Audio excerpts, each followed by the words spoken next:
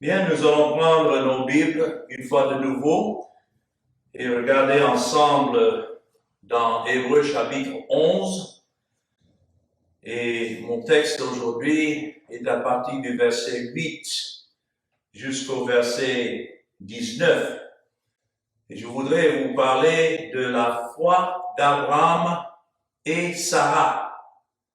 C'est intéressant que dans tous ces exemples de la foi que nous avons ici dans Hébreux 11, tiré de l'Ancien Testament, il n'y a que deux femmes qui sont mentionnées. Il y a Sarah, la femme d'Abraham, mentionnée ici dans le verset 11, c'est par la foi que Sarah elle-même, malgré son âge avancé, fut rendue capable d'avoir une postérité. Et puis, vers la fin du chapitre, le verset 31, encore, c'est par la foi que Rahab, la prostituée. Alors, d'autres, quand ils pensent à Sarah, peut-être qu'ils pensent que Sarah, dans sa moralité, est une femme plus vertueuse que Rahab, appelée une prostituée. Mais ces deux exemples nous sont donnés pour que nous sachions que lorsqu'il s'agit de ceux que Dieu a choisis et pour qui le Seigneur Jésus-Christ est venu dans le monde payer leurs dettes, que ce n'est pas une question de moralité quelconque, mais la grâce. Ça a pris la même grâce de Dieu envers Sarah, femme d'Abraham, que Rahab, la prostituée. Et le fait qu'il n'y a que deux femmes citées ici ne veut pas dire qu'il n'y avait pas d'autres. Nous avons des exemples dans l'Ancien Testament, par exemple Ruth et autres qu'on pouvait citer. Mais ce que nous voyons ici sont des exemples de la manière que Dieu révèle son Fils dans son peuple et la foi qui est révélée concerne le Seigneur Jésus-Christ. Alors ici dans mon texte, nous allons lire ça d'abord, c'est par la foi qu'Abraham, lors de sa vocation, obéit et partit pour un lieu qu'il devait recevoir en héritage. Notons, recevoir en héritage, pas par mérite, mais comme héritier, et qu'il partit sans savoir où il allait. C'est par la foi qu'il vint s'établir dans la terre promise. Aujourd'hui, on m'a appelé cette terre la terre sainte, parce qu'ils ont fait de la terre une idole. Mais non, c'est la terre promise, comme dans une terre étrangère, habitant sous des tentes, ainsi qu'Isaac et Jacob, des co-héritiers de la même promesse, car ils attendaient la cité qui a de solides fondements, celle dont Dieu est l'architecte et le constructeur. C'est par la foi que Sarah elle-même, malgré son âge avancé, fut rendue capable d'avoir une postérité parce qu'elle crut à la fidélité de celui qui avait fait la promesse. C'est pourquoi, d'un seul homme déjà usé de corps, naquit une postérité nombreuse, comme les étoiles du ciel, comme le sable qui est sur le bord de la mer et qu'on ne peut compter. C'est dans la foi qu'ils sont tous morts sans avoir obtenu les choses promises, mais ils les ont vus et salués de loin, reconnaissant qu'ils étaient étrangers et voyageurs sur la terre. Ceux qui parlent ainsi montrent qu'ils cherchent une patrie. s'ils avaient eu en vue celle d'où ils étaient sortis, ils auraient eu le temps d'y retourner. Mais maintenant, ils en désirent une meilleure, c'est-à-dire une céleste. C'est pourquoi Dieu n'a pas honte d'être appelé leur Dieu, car il leur a préparé une cité. Donc, c'est par la foi qu'Abraham offrit Isaac lorsqu'il fut mis à l'épreuve et qu'il offrit son fils unique, lui qui avait reçu les promesses et à qui il avait été dit, en Isaac sera nommé pour toi une postérité. Pensez que Dieu est puissant même pour ressusciter les morts, aussi le recouvra-t-il par une sorte de résurrection. Alors, je ne sais pas si nous pouvons arriver jusqu'au bout dans ces versets, mais ce que nous n'arrivons pas à approfondir aujourd'hui, nous allons reprendre la prochaine fois, surtout dans le verset 17 à 19, en ce qui concerne la foi d'Abraham, par laquelle il a offert Isaac, selon ce que Dieu lui a dit de faire. Mais la première des choses, en ce qui concerne la foi d'Abraham et de Sarah, c'est à remarquer que l'obéissance est le fruit d'une foi révélée. Nous avons déjà vu que cette foi représente Christ, c'est la révélation de Christ. Ce n'est pas quelque chose qui appartient à qui que ce soit. La foi vient de ce qu'on entend, et ce qu'on entend vient de la parole de Dieu.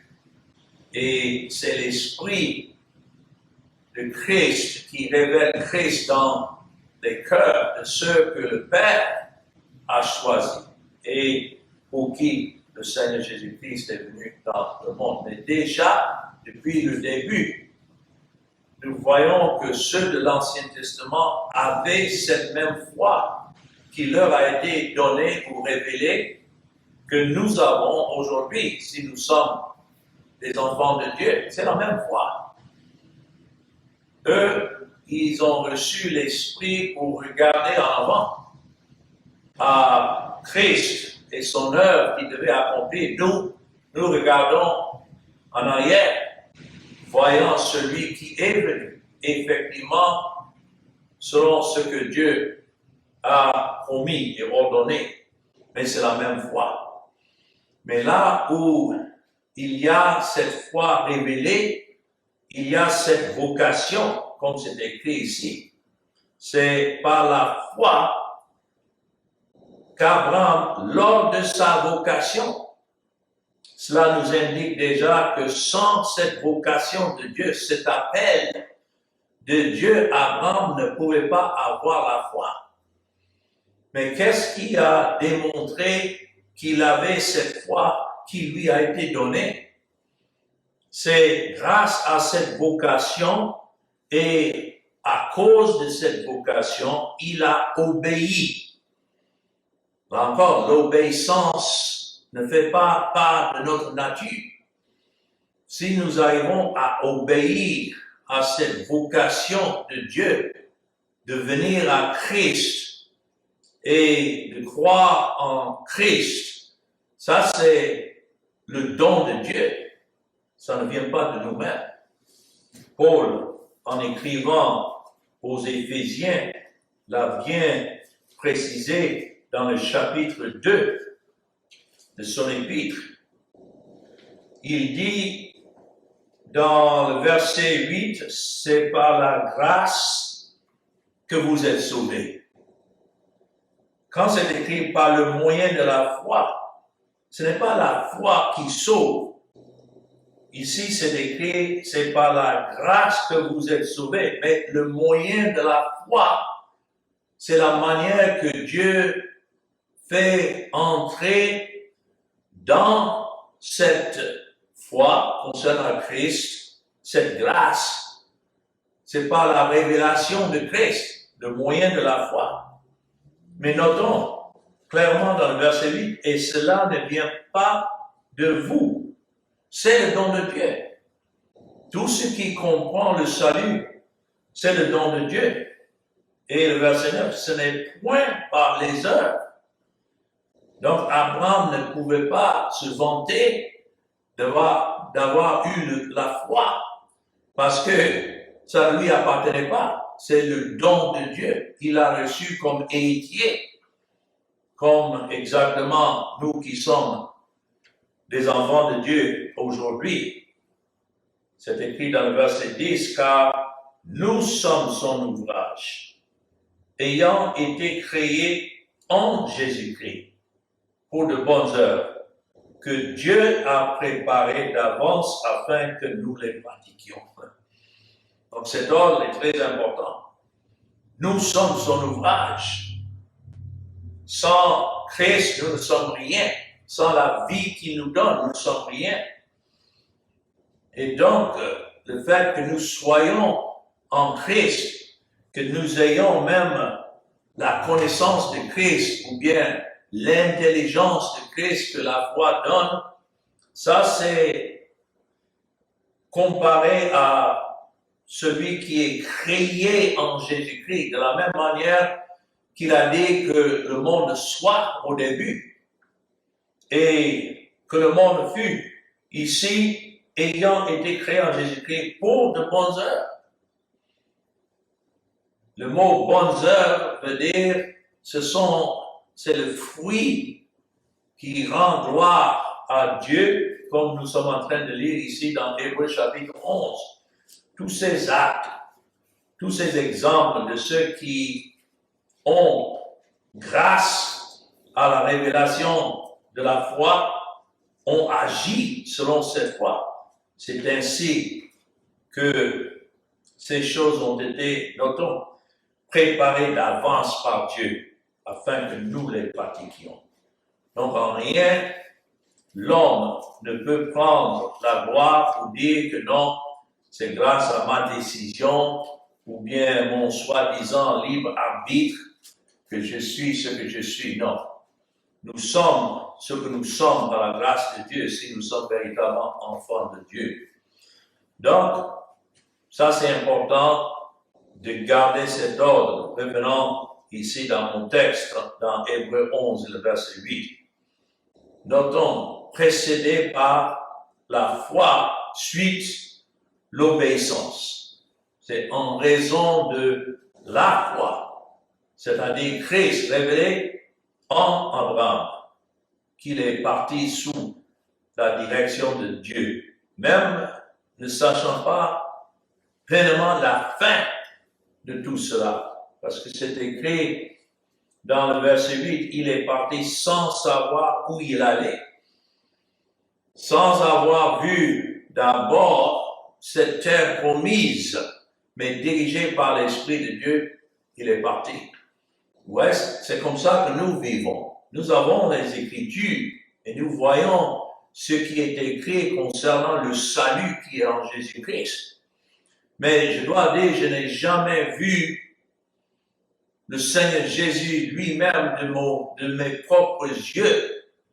Et vous non plus, si vous êtes enfant de Dieu. Mais c'est par la foi.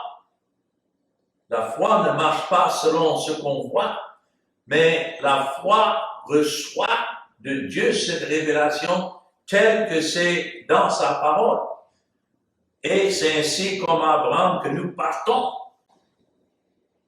Je n'ai jamais vu le ciel, mais je crois fermement qu'à la fin de ma vie, exactement comme Abraham, que c'est écrit que lui et tous ceux de l'Ancien Testament, comme nous, sont morts sans avoir obtenu les choses promises. Je n'ai pas encore vu le ciel, mais je vois ce que la Bible dit là-dessus et je crois que lorsque je meurs, je rentrerai dans la présence de Dieu lui-même, dans la personne de son Fils, le Seigneur Jésus-Christ, et que Christ sera là exactement comme il est détaillé ici dans les Écritures. Donc nous avons cette même foi d'Abraham qui est parti sans avoir d'abord vu cette terre promise, mais arrivé, il a trouvé exactement comme Dieu lui a révélé. Alors, dans les versets 9 et 10, nous voyons le voyage de la foi. C'est un séjour. La foi n'est pas une expérience qu'on a une seule fois et puis c'est fini. Non, une fois que Dieu, par son esprit, révèle Christ en nous, ça nous met sur un chemin comme des pèlerins qui marchent sur cette terre tout ayant les regards sur Christ. Comme nous allons voir dans le prochain chapitre, dans Hébreux 12. Quand ça mentionne dans Hébreux 12, le verset 1, nous donc aussi, puisque nous sommes environnés d'une si grande nuée de témoins. De quels témoins est-ce qu'il parle? Il parle de ceux dans le chapitre 11. Rejetons tout fardeau et le péché qui nous enveloppe si facilement et courons. Voilà ce que je dis, c'est une course. C'est un séjour dans la foi. Courons avec persévérance dans la carrière qui nous est ouverte, ayant les regards sur Jésus, le chef et le consommateur de la foi, qui, en vue de la joie qui lui a été réservée, a souffert la croix, méprisé l'ignominie et s'est assis à la droite du trône de Dieu. C'est ce même séjour qu'Abraham lui-même a parcouru, ayant reçu l'appel de Dieu de quitter le pays où il était. C'était un pays idolâtre. Et il devait sortir de là pour aller là où Dieu allait l'établir et des années plus tard, allait faire venir de lui, de son sein, de sa postérité, celui qui devait être le sauveur de son peuple. Mais cette vie de foi, en attendant la réalisation de ces choses, il devait vivre comme un étranger qui résidait à l'étranger. Vous savez que si nous sommes appelés de Dieu, et c'est ce qui est écrit dans le verset 9, c'est par la foi qu'il vint s'établir dans la terre promise comme dans une terre étrangère. Cela nous rappelle que nous qui sommes à Dieu et qui sommes ses enfants, nous sommes des étrangers dans ce monde. Nous avons une double citoyenneté. Nous vivons dans ce monde comme citoyens, mais comme c'est écrit ici dans le verset 10, Abraham attendait la cité qui a de solides fondements. Rien dans ce monde n'est permanent. Tout ce que nous faisons ici, c'est de vivre nos vies en attendant la réalisation de passer l'éternité avec ce Dieu qui est venu dans la chair et a marché parmi nous pour satisfaire à la loi la justice de Dieu, et puis est monté au ciel où il vit pour intercéder en faveur de chacun pour qu'il est mort jusqu'au jour où le dernier est appelé par sa grâce, et c'est ainsi qu'il reviendra. Alors, c'est cette même foi qui a soutenu Abraham durant son séjour, et c'est pourquoi nous ne devons pas nous décourager. Parce que parfois, c'est comme nous sommes en voyage, et le voyage est long et ardueux, avec beaucoup de périls, mais nous savons qui nous soutient. Mais c'est aussi pourquoi nous ne mettons pas notre confiance en quoi que ce soit dans ce monde. Que ce soit notre santé, que ce soit où nous habitons, rien dans cela n'est permanent. Notre sécurité n'est en rien dans ce qui concerne ce monde. Mais nous, comme Abraham, nous regardons à cette cité qui a de solides fondements, celle dont Dieu est l'architecte et le constructeur. La cité dont il parle là, c'est la présence de Dieu. D'autres utilisent le terme le ciel, mais ce n'est pas qu'il y a effectivement des bâtiments là et des rues en or. Ce sont des termes symboliques pour nous montrer quand il s'agit d'une cité. C'est comme les cités de refuge qui étaient données dans l'Ancien Testament où ceux qui étaient coupables de meurtre devaient courir. Et dans chacune de ces cités, il y avait un souverain sacerdoce qui était là pour intercéder envers ces coupables qui ont fui pour entrer dans la cité. Ça, c'était symbolique de notre cité de refuge, qui n'est autre que le Seigneur Jésus-Christ, vers qui nous parcourons, dont Dieu lui-même est l'architecte et le constructeur. Ces deux mots sont importants. Dieu est l'architecte dans son plan éternel qu'il a ordonné qu'il y ait un peuple qu'il a choisi, pour qui le Seigneur Jésus-Christ est venu, et constructeur. Il a envoyé son Fils au moment prévu, après des années. Cette postérité a été promise à Abraham, mais c'est lorsqu'il a plu à Dieu de faire venir son Fils dans le monde que le Fils est venu, né d'une femme, né sous la loi, afin de racheter ceux qui étaient sous la loi. C'est lui l'architecte et le constructeur. C'est pourquoi nous avons cette espérance aujourd'hui. Mais comme avec Abraham, nous habitons dans des tentes. Ainsi avec Isaac et Jacob. Ils étaient les héritiers de Dieu, mais ils habitaient dans des tentes. C'est comme nous habitons dans des tentes physiques, dans ces corps. Mais comme toute tente qui existe, la tente n'est pas une résidence permanente.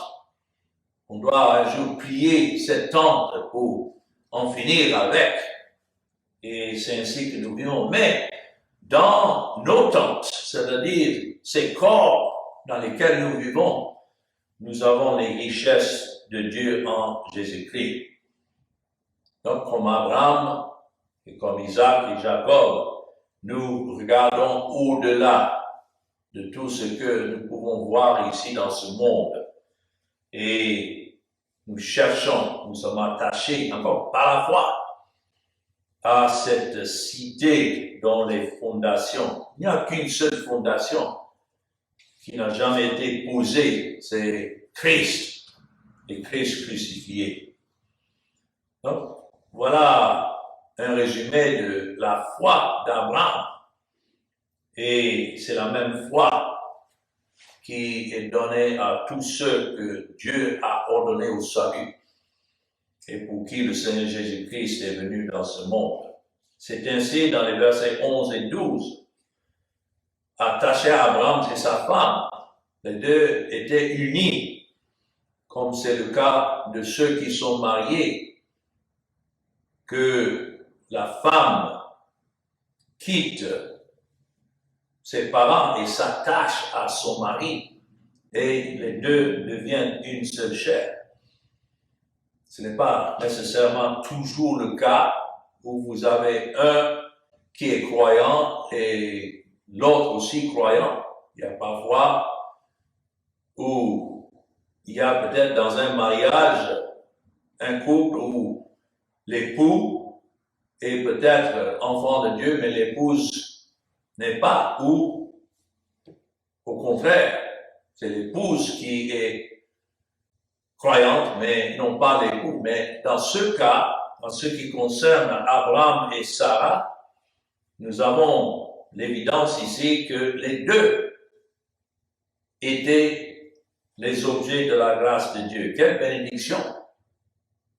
quand tel est le cas. Et donc, dans le verset 11, c'est pas la foi, c'est la même foi. C'est la même révélation de Christ. Chaque fois que vous voyez ce mot, la foi, c'est la révélation de Christ.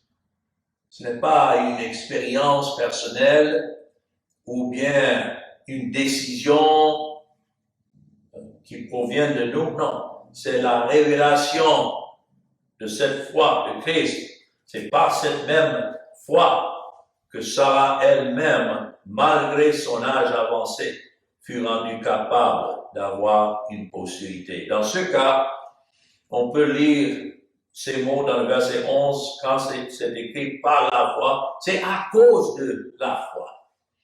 À cause de ce que la foi représentait dans la personne et l'œuvre de Christ. C'est ainsi, parce que Dieu a promis à Abraham une postérité, c'est ainsi qu'Sarah elle-même, malgré son âge avancé, fut rendue capable. Déjà, ces mots nous indiquent que ce n'était pas selon les moyens de Sarah. C'est pourquoi Dieu a attendu avant de réaliser ce qu'il avait promis à Abraham, qu'il devait, même dans son âge avancé, avoir un enfant, une postérité, mais Dieu a attendu à ce que les deux soient d'un âge avancé. Mais que c'est Dieu qui a rendu Sarah capable d'avoir une postérité. C'est toujours comme ça. C'est comme ça dans notre salut, que sans l'œuvre de Christ en nous, l'Esprit nous donnant la vie de Christ, aucun de nous ne pouvait avoir cette vie. Mais c'est écrit ici parce qu'elle crut à la fidélité de celui qui avait fait la promesse. Notons, ce n'est pas à cause de sa croyance qu'elle a été alors rendue capable d'avoir cette postérité. Parce que nous savons dans l'histoire concernant Sarah, lorsque ça a été révélé qu'elle devait avoir une postérité, elle a ri. Si vous regardez avec moi dans Genèse, chapitre 21 et le verset 6, nous voyons cela. Donc si ça dépendait de Sarah et de sa croyance, elle n'aurait jamais eu cette postérité. Genèse chapitre 21,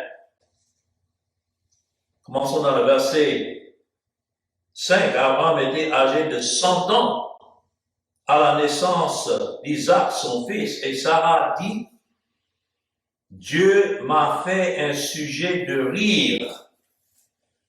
Quiconque l'apprendra rira de moi.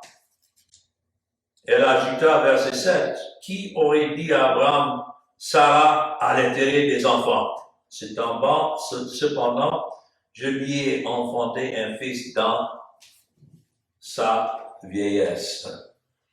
Vous voyez, c'est par là que nous comprenons que cette capacité d'avoir un enfant ne dépendait pas de Sarah elle-même, mais c'est par la foi.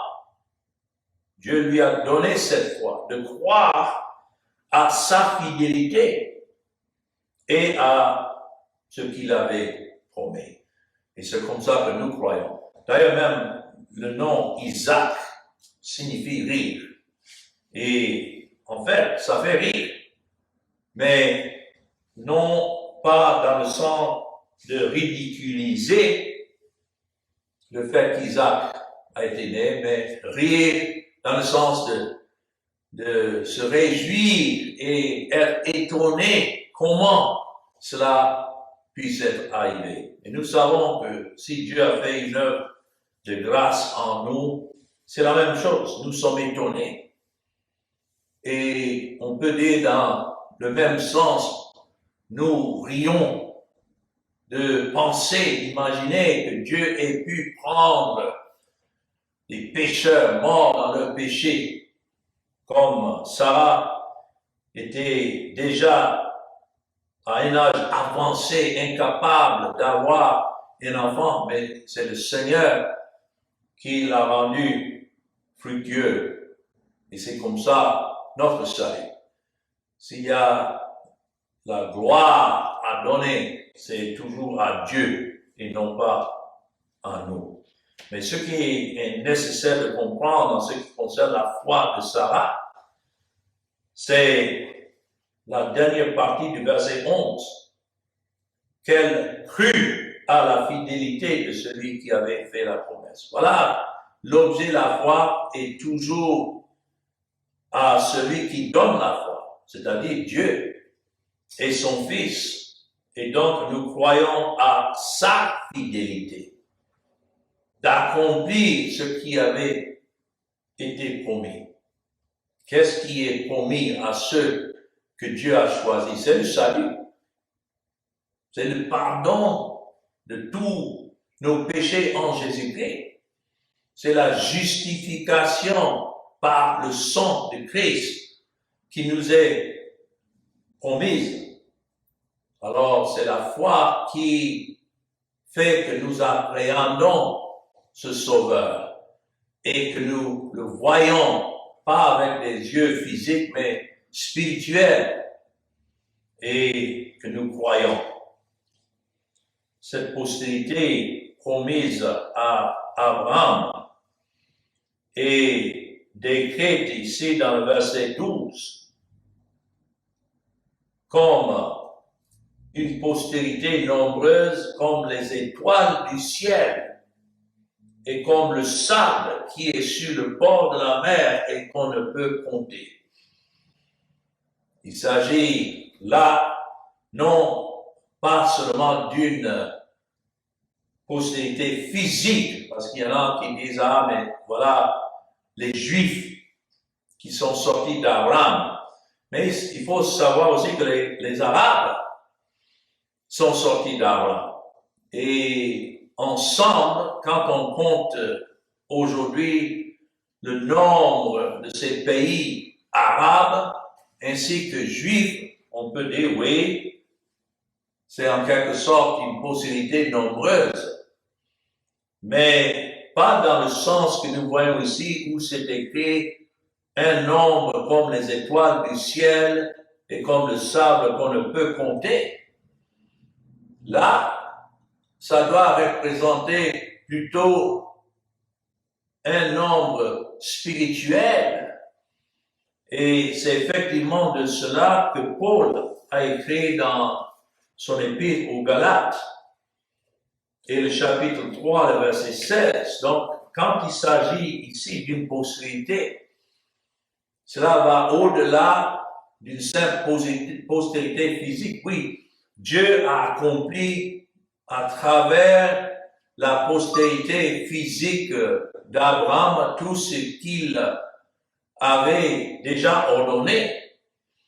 Mais il y a une postérité que je crois ces versets représentent, qui est spirituelle. Et c'est de ça que Paul a écrit dans Galates chapitre 3, le verset 16. Notons, or les promesses ont été faites à Abraham et à sa postérité. Il n'est pas dit et aux postérités, comme s'il s'agissait de plusieurs, mais en tant qu'il s'agit d'une seule, notons, et à ta postérité, c'est-à-dire à Christ. Donc quand il s'agit ici d'une promesse de Dieu accomplie, et comme c'est écrit dans le verset 12, par un seul homme, déjà usé de corps, naquit une postérité nombreuse. Il est en train de parler de Christ. Et dans cette postérité de Christ, alors, il y a un grand nombre qu'aucun homme ne peut compter, comme c'est écrit ici. Ça représente tous les élus de Dieu depuis l'éternité pour qui Christ est venu donner sa vie.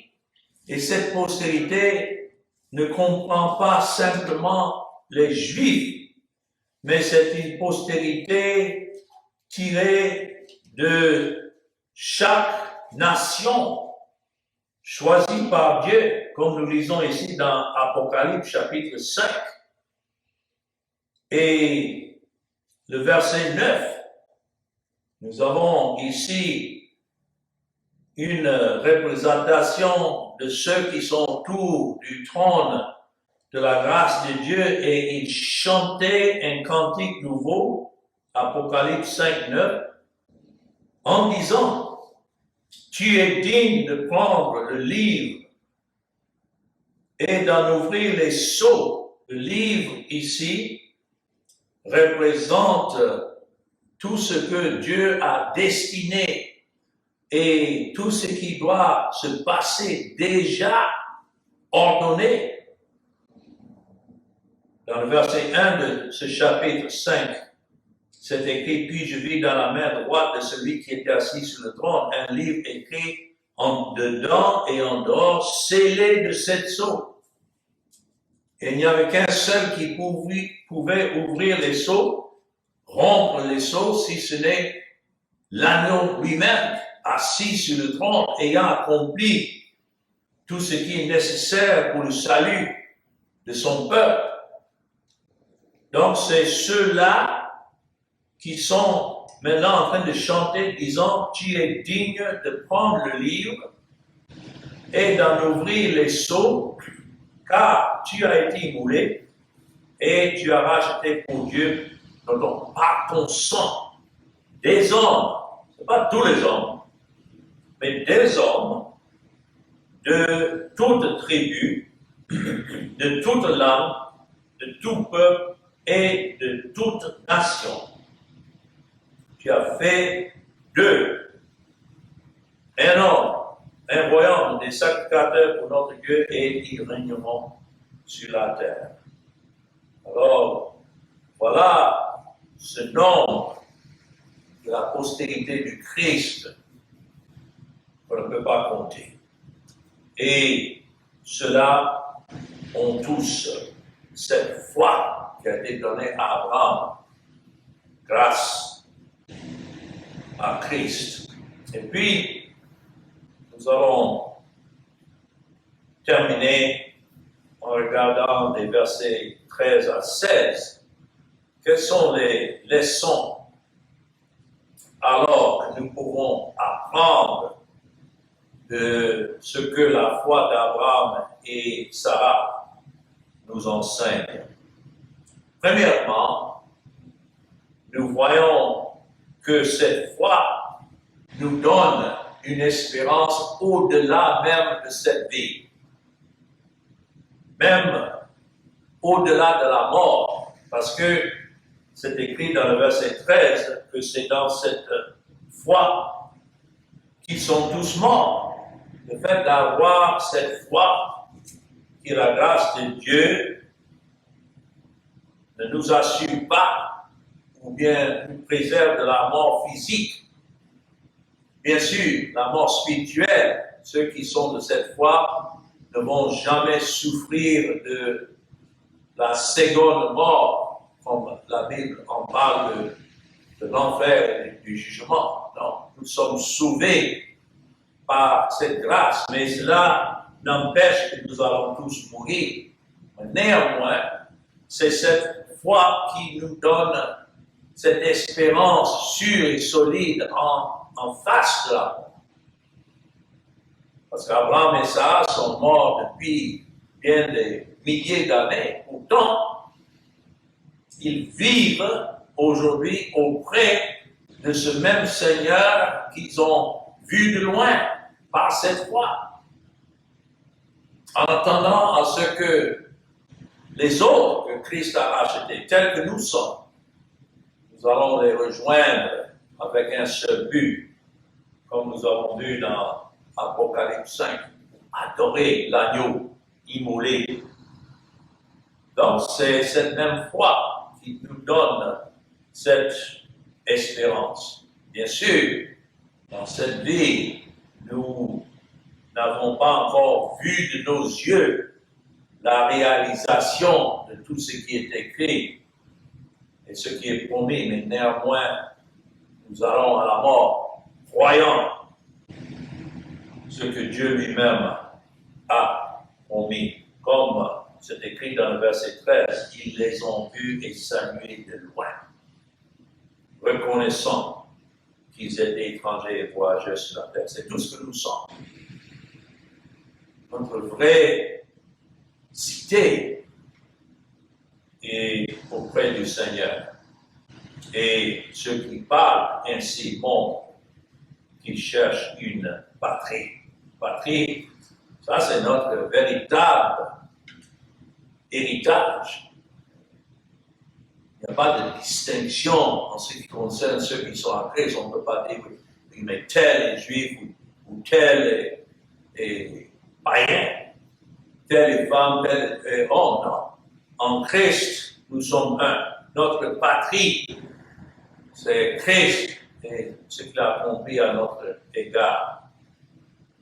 C'est écrit, s'ils avaient eu en vue celle d'où ils étaient sortis, ils auraient eu le temps d'y retourner. Cela nous montre que c'est à cette vie que nous sommes appelés, de laisser en arrière tout ce que nous étions nés en Adam, nés dans ce monde comme des pécheurs. Nous n'y retournons pas, exactement comme les enfants d'Israël ne se sont pas retournés en Égypte, ni Abraham retourné dans son pays natal. Ce n'était pas là qu'il regardait. Mais ils ont embrassé, prenant la promesse de Dieu par la foi qui leur a été donnée, Abraham et Sarah, maintenant, n'avaient que des regards qu'en avant.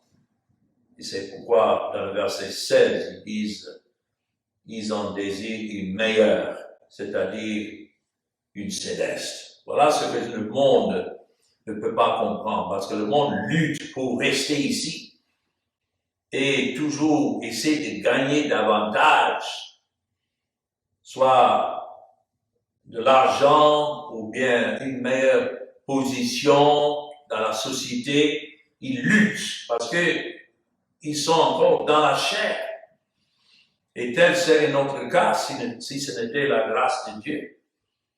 Mais si nous avons cette foi, nous avouons avec Abraham et Sarah et les autres que nous ne sommes que des étrangers, des pèlerins. C'est pourquoi nous ne cherchons pas à nous établir davantage dans ce monde, mais ayant toujours cette promesse, ayant cette compréhension que ce monde n'est pas notre habitation, comme pour Abraham et Sarah. Ils savaient et nous savons que Dieu a un foyer meilleur et plus durable pour ceux qu'il a choisis et que Christ a rachetés. Et c'est ainsi que nous marchons dans cette vie. Alors j'espère que cela est un encouragement pour nous. Et Dieu voulant, prochainement, nous allons revenir ici pour voir un exemple en particulier où Abraham a exercé la foi que Dieu lui a donnée tout en offrant Isaac, comme Dieu lui a dit de faire, mais que Dieu l'a préservé. Donc ça, c'est notre prochaine leçon, Dieu voulant. Alors que le Seigneur nous bénisse. Amen.